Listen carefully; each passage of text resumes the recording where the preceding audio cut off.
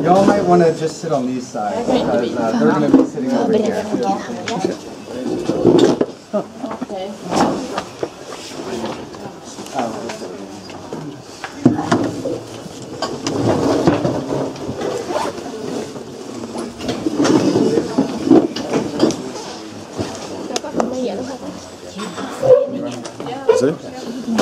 Står det.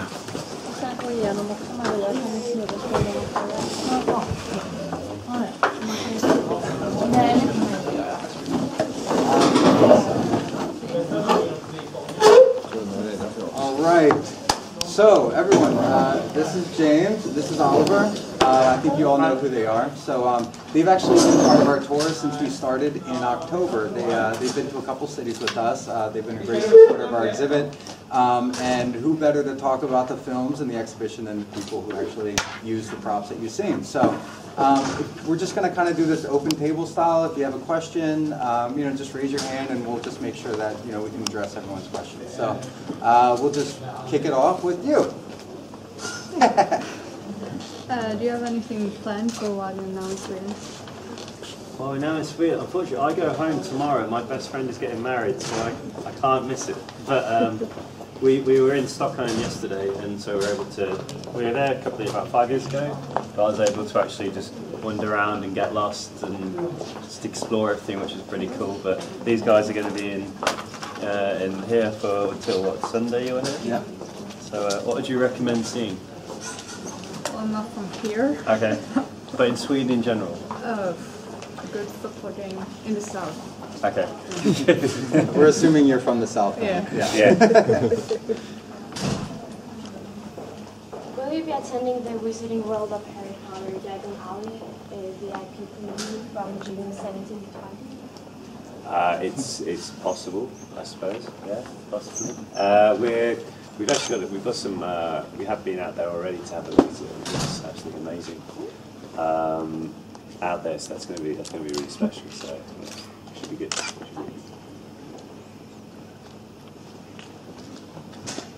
Anyone else? Any questions? I know you guys aren't shy. Which item is your favorite from the exhibition, both Weasley related and non-Weasley related? Okay. For me, it would be Weasley related. Would be my wand, just because every character's wand was unique to that character, and I always wanted to have it. I always thought they were going to give it to me at the end of filming. They'd say, "Here you go," but unfortunately, it's gone on this worldwide media, worldwide tour. So it's nice to see that. And non-related probably would be. Related piece. He really likes the fire extinguisher that was in it. He really liked the dragon's egg from the Goblet's Fire. The golden dragon's egg. That would be my non-Weasley item. It's cool. What about you, James? I would say my favourite Weasley item would be the sky blue snack boxes. Yeah. Which were they were all really you could just see the detail which it went into making them and everything. That was really cool. And my favourite non-Weasley thing would be the fire-breathing dragon from the Triwizard Cup. It's a horn-tailed. Is they're like looking at you, so that's pretty cool. So.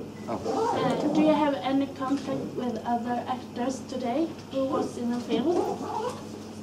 Yeah, we still speak quite often to loads of guys because I mean we were filming together since we were very young, so it's the same relationship you get with someone who you went to high school with or you went to university with. You speak to each other. We speak to quite a few of the guys. On a fairly regular basis, I suppose. We play cricket with Alfie Enoch, golf with Tom every now and then. Met up with Matt Lewis here a couple of weeks ago. So yeah, we do keep in contact. Even if it's just the odd text message every now and then. Okay, so you're not seeing each other, you only text like... Well, no, we do see each other, yeah, we do see each other as well. If you can. Yeah. Yeah, I wonder, what are your plans for the future now when the Harry Potter films is done? Yeah, we've actually been able to do a few films since then. Since Film Potter, thankfully there's no ginger hair involved, so there's no dyeing hair. There's anything against ginger hair or anything. But just like dyeing a hair and that, didn't have to do that, which is cool. And also been involved in stuff like the new expansion to the theme park out in Universal. And things like that have been really good. We love travelling, so being able to do stuff like that is cool. But yeah, there's always stuff on the horizon, which is cool. And what do you think about this new film who's coming next year, who is going to be about Albus Dumbledore's past?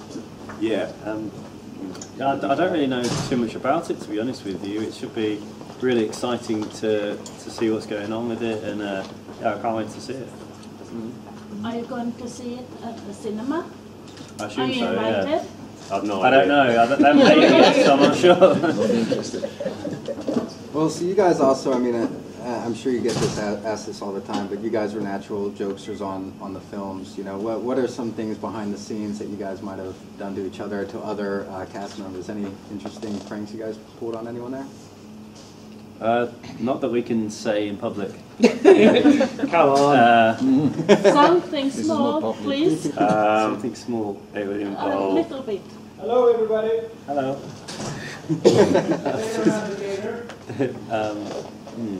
There's a prank going on right now.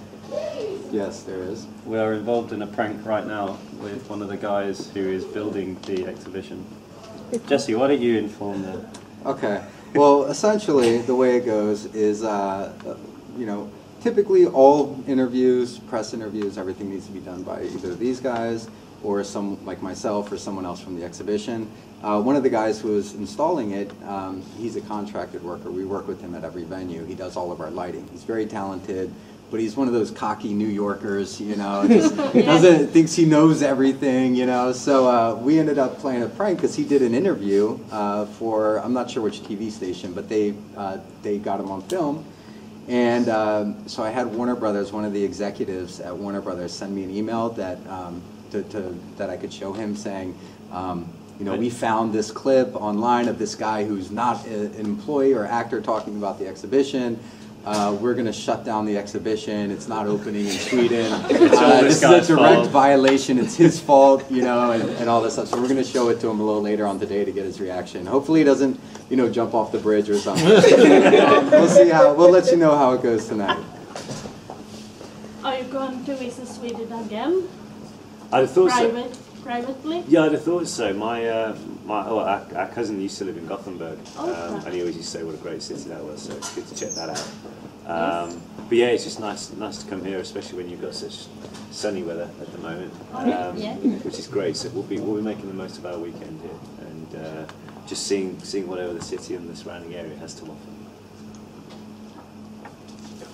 I don't know if James or Oliver can answer this, but what additions have there been to the new exhibition here in Sweden, and how did you go about choosing to add those or not to add any? I could probably take that one. Yeah, sure. So actually, we only have one new prop here in Sweden. It's actually kind of interesting because most of the places, the cities we go to, we're pretty limited in size. We don't. The venue itself, it's either a museum or somewhere that's, you know, usually in the heart of the city, so it's a very small area.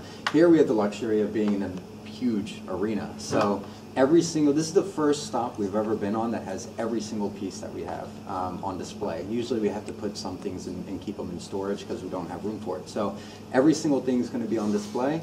And for this stop, for the first time ever, we are putting on display Mad-Eye Moody's costume. You may have seen it when you're in there. That was a brand new addition for this stop. As you notice, you know, most of the stuff inside the exhibition was, I would say 50% is from film 5 and before. We did this during the Half-Blood Prince when they were filming that one. So the majority of the stuff we had access to was from there. But every single stop that we've been afterwards, we've always added stuff. From the Battle of Hogwarts, all the Deathly Hallows. Every time one of the films would wrap, we'd have our little list of things we wanted, and a lot of them we got, some of them we didn't. We always were in a battle with the Leavesden tour of who got the thing. So, yeah, so there's a lot of new stuff, and this is the first time, as I mentioned, everything is on display. And also later today, we're going to be unveiling the Ford Anglia at the City Mall, and we also have the giant knight chess piece that Ron rode in the first film as well. That will be on display in another mall here in Norrköping. I was just going to say that I also have a favorite. Have you ever heard of the movies Kung Fu Panda? Yes, yeah. And sometimes I think some of them in the movies have the same personality as those in the Harry Potter movies. That Pooh is like Ron Weasley and Hermione is like Tigress. Right, yeah. I think it's probably like a bit, yeah, probably like in many stories really, there is always that element, so people can relate to it. So certainly in Potter, there's many characters that I think people can relate to, not just fictional characters, but people in their own lives as well. So I think people who go to school will remember the Hermione character, will remember the Jokers, will remember the antagonists, like people like that. But sometimes I think Pooh, the panda, he's like Ron Weasley and Hermione Granger. She's just like Tigress, but Tigress isn't that smart as Hermione. Well, she is a tiger. Yes. How did you find out about the casting about Fred and George, and how did the audition process go? We saw it in a national newspaper that they were doing castings for all the parts. So we thought, yeah, why not? We'll get to go and maybe be in a movie, and we'll definitely have a day off school, so it's win-win really all around. So we went to the audition. We had to wait about 3 hours before we were seen to get. Everyone was given one line to learn, and so we did that. And then a couple of days later, we got a phone call saying, would you mind coming and meeting the director and the producer? And then so we did, and then that happened 3 or 4 more times. And then we had to do a screen test, so that's when they put you on a set with all the camera and the crew and all that kind of thing to see how you get on there. So we did that as well, and that was all over about 6-7 weeks. And so we did the screen test, and then 2 days later we got a phone call saying, would you like to play Fred and George? So it was, yeah, pretty easy reply. Goes into also how did you guys choose who played who? Oh yeah, we never chose who played who, but we got to the read-through, so that's when the whole cast sit at a table and read through the script. And we said to the casting director, who's Fred and who's George? We still don't know. And she was like, good one, yeah, you're going to be good at these parts. And we're like, no, really, we don't know who is who. So she went away, and she started speaking to David Heyman, the producer, Chris Columbus, the director, and J.K. Rowling.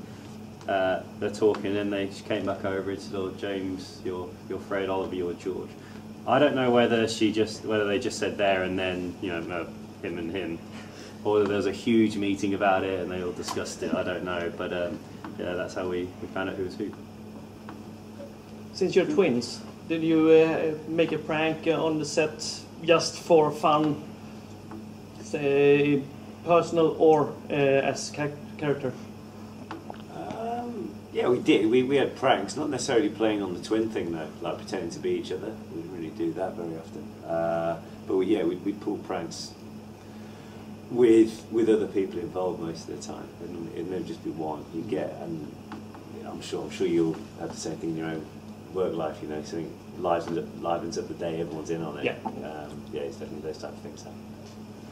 Are you aware of any fan fiction written about you, and have you read it? And if so, is it some story that you'd like to tell us about? No, I've been warned never to read it, so I never had. But there's certainly a lot of stuff out there. Yeah. So I'd leave the writing to J.K. Rowling personally. What thing do you remember most from the films, personally? What was you? For me, it would be like the premieres. Be like the main. First one or? No, the last one was just incredible. It was the biggest premiere they'd ever held in London, which, considering how many premieres have been held in London, is quite a thing. It was the longest red carpet in Europe, I think.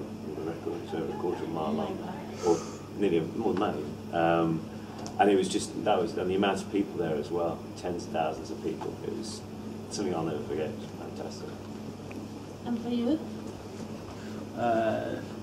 I just remember having a lot of fun, to be honest with you, because it wasn't like we were working, if that makes sense. It was like you were very aware that you had a job to do, but equally you were there with your friends, so it was never a dull moment.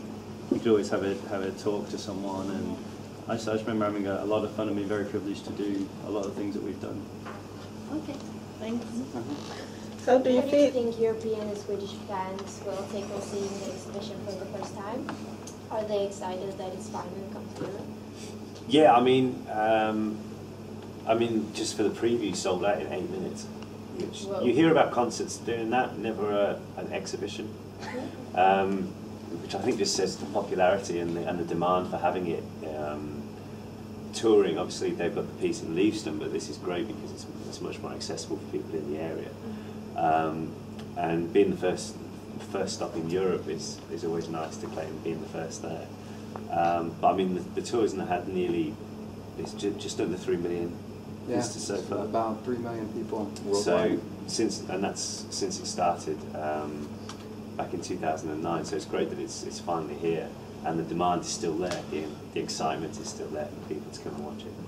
We got time for about 2 more questions. We'll be in. How do you feel nowadays about many people seeing you as Fred and George? Do you feel it to be a positive or a negative thing? I suppose it's a positive thing, really, because when you're certainly if we go out to a bar or anything like that, people see if they see us not as James Oliver but as Fred and George, at least they see you as a good guy. You know, and they buy you a drink as well. Whereas, as opposed to, I suppose, if they saw you as a baddie, they could be a bit more standoffish. Are there anything from the books, like a scene or happening, that got cut out of the series completely, or cut in the post-production that you'd like to see, that you're sad about not making it into the final cut? I don't know. Obviously, there's so many things that they had to skip. I learned that the first movie, if they wanted to make everything that was in the book in the script, it would be a 7-hour film. So there's quite a lot. There was one bit in the books where Fred and George in the swamp. That was pretty. That would have been pretty fun to do. But to be honest with you, I think for the vast majority, we were pretty lucky with everything that Fred and George did, which was in the films. I just wonder, do you have any families, wife and children? No. No, none to vote. Okay. All right, we'll do one more question. Anyone in the back over there? You've been real quiet. Okay. Which one? Either you pick. You guys are friends. How does it feel that people always say Fred and George and never George and Fred? Ooh. They also always say James and Oliver as well. I quite like it. They say other things about it. No, it doesn't bother me really, as long as it's getting mentioned. They didn't just go him and him. It could be worse. Yeah, I don't think anything like that. And then, I'm sorry, you? Do you have a question? What was your favorite part to play Fred and George in the movies? Favorite part? When in the Goblet of Fire, when Fred and George turn into old men, when they get that was funny. and they grow the beards and all that. That was really cool because that process took a long time to develop, and those wig hairpiece and everything cost thousands of pounds. And we were there rolling around on the floor, and you could see the hair and makeup girls were literally. Yeah, it was a lot of fun. Actually, in rehearsal, Oliver actually broke the director's rib. Because he was supposed to he said fight with each other, so we thought it was like just kind of shoving. He goes, no, let me show you. He went over to Oliver and kind of said, right, now throw me. So Oliver like threw him. And then we only found this out about 6 months later when he was telling us about it. But luckily he was cool with me, Mike. So yeah, it was all okay. All right, well, thank you guys very much. We do have some time for photos. I see most of you all do have a camera, so we're just going to run through. We do only have about 5 more minutes of their time, so if we can just be organized and get it through. We want to make sure everyone gets their chance to take a photo with them. And then again, as I mentioned earlier, everyone is welcome to come back at 7:30 tonight for the exhibition, where you can actually go through at your own pace with some other fans that are going to be coming as well. So thank you all for coming so much. If you guys want to, we can just... Stefan, where should we take the photo? The white screen there. Oh, perfect. We'll just do it over there. If everyone can find someone with them, hold their camera, so that you guys can switch on and off in order to take their photo, that'd be great.